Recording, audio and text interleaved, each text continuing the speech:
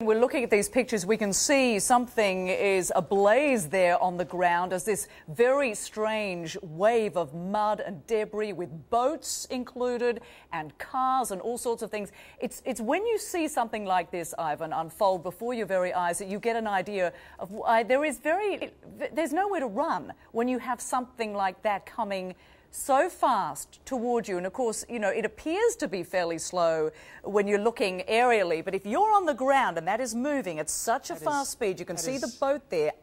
Just unbelievable pictures. There's a building or a couple of buildings that are on fire and are moving with the tsunami. That is just something you just never seen before, and there's a pretty big vessel there getting pushed to shore. The one good thing that I'm seeing here, there are homes now in the way, but generally, if you've noticed, Rosemary, this has been through farmland here. There's that fire that I've been talking about, a moving blaze along the tsunami. Just unbelievable stuff here.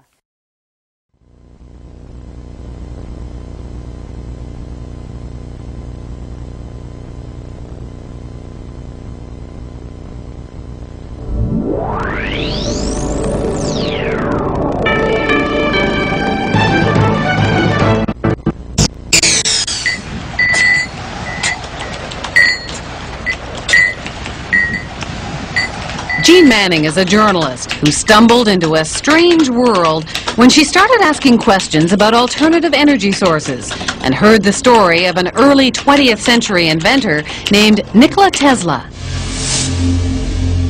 Tesla is almost a cult hero and an overlooked genius, and he has so many inventions that are at the basis of technologies that we have today. She went to a conference on Tesla and had a close encounter with a mysterious scientific researcher who became her deep throat, her Mr. X.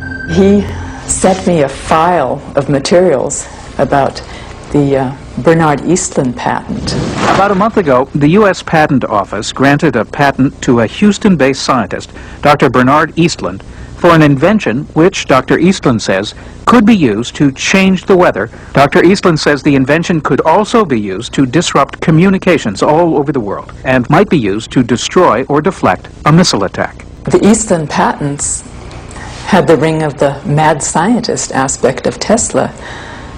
Tesla talked about this Tesla shield around the planet and talked about particle beam weaponry, something called a death ray. Death ray? Jean wasn't sure where all this was leading until Mr. X called again.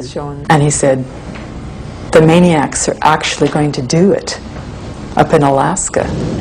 Mr. X's maniacs were in the U.S. Pentagon, and he was convinced they were conspiring to build Bernard Eastlund's Sky Zapper under the guise of a nice little research project deep in the Alaskan bush called H.A.A.R.P.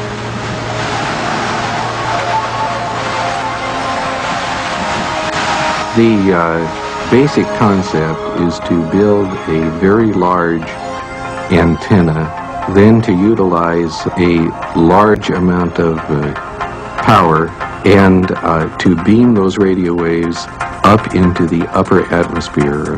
Have you approached the Pentagon with this invention? Yes, and what I'm not at liberty to tell you is the details of what that interaction has been. The word spread through the Alaskan bush, and soon a band of suspicious Alaskans set out to warn people about what they saw as the U.S. military's secret agenda.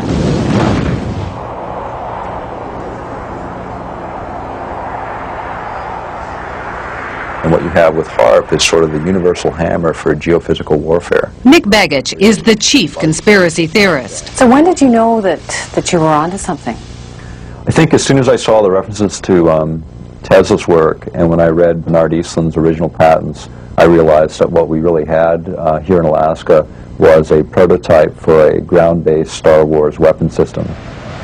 H.A.A.R.P is a non-classified project run not by Bernard Eastlund, but by the U.S. Army and Navy.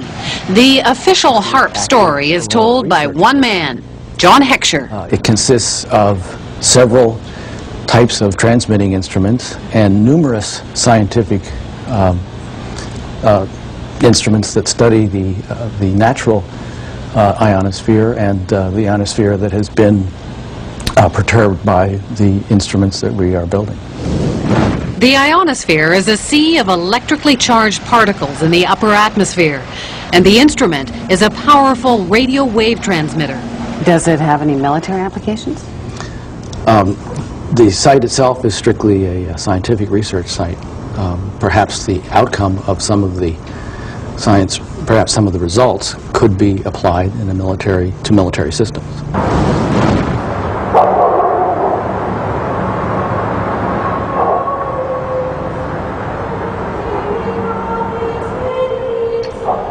Just a little physics project?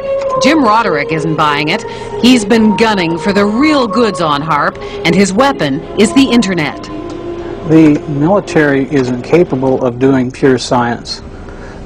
Science is conducted by them for application in weapon systems, for no other reasons. From his shack in the middle of an Alaskan village, Jim and his co-conspirators around the globe have been tapping into databases. They've dredged up hundreds of long-buried scientific reports and even some internal documents from the military. They call it the world's first techno-protest, and they did it all on the military's own baby, the net. Plans for HAARP activities correlate with projections of what can be done in the Eastland patents. It's that simple. So it's not a coincidence? It's not a coincidence.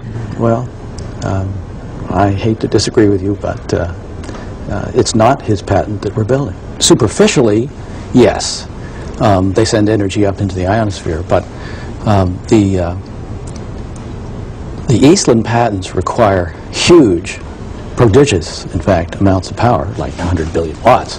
Remember that number, 100 billion watts. You'll hear it again later. HAARP requires only 3 million watts. There is a paper trail leading us back to Eastland. No, there is not. There is no paper trail that I'm aware of that's leading back to Eastland.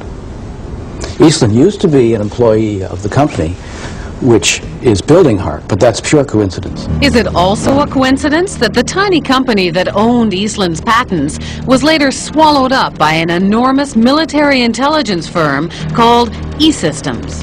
$2.1 billion in annual sales, 1.8 billion of that, with a B, was to military intelligence groups, CIA, NSA, and others. And of that, 800 million were black projects, so secret that even the United States Congress didn't know what they were. E-Systems was then swallowed up by Raytheon Corporation. It too specializes in super secret contracts with the Pentagon.